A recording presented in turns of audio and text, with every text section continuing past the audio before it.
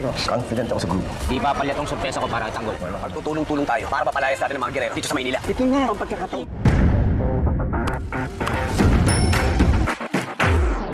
Nagpasalamat si Roda sa mga taong dumalo at patuloy na nagpapakita ng suporta sa kampo ni Tanggol.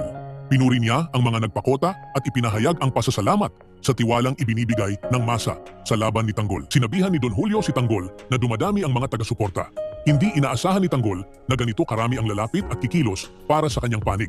Ramdam ang pag-angat ng moral sa kampo ng Samantala, binalaan ni Paeng si Fatima.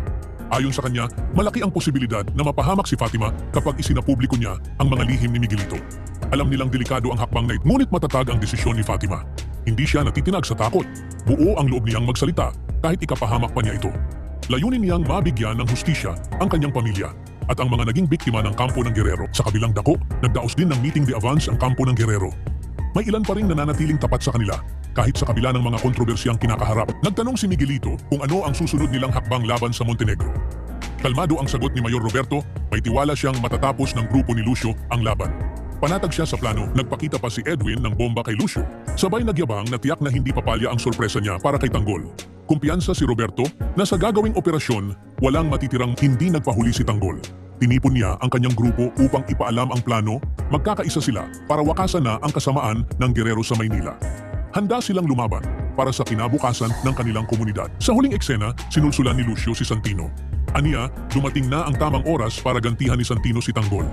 Ginamit niya ang pagkamatay ni David upang manipulahin ang damdamin ni Santino at itulak itong kumilos. Sa kasagsagan ng kaguluhan, patuloy ang pagbuhos ng pighati at galit sa magkabilang panig. Si Santino ay bulag pa rin sa katotohanan sa likod ng pagkamatay ni David. Si Tanggol naman ay baon sa pangako ng paghihiganti. Sa kabilang dako, patuloy ang panggigigil ni Miguelito. Handa siyang wasakin ang lahat ng humaharang sa kanyang landas. Kahit ang pamilya ni Tanggol, lalong umiigting ang tensyon at kasuklaman. Isa-isa nang nawawala ang mga mahal sa buhay. At ang tanong, hanggang saan pa aabot ang digmaan bago ito tuluyang magwakas? Ibahagi ang inyong saloobin sa comments section.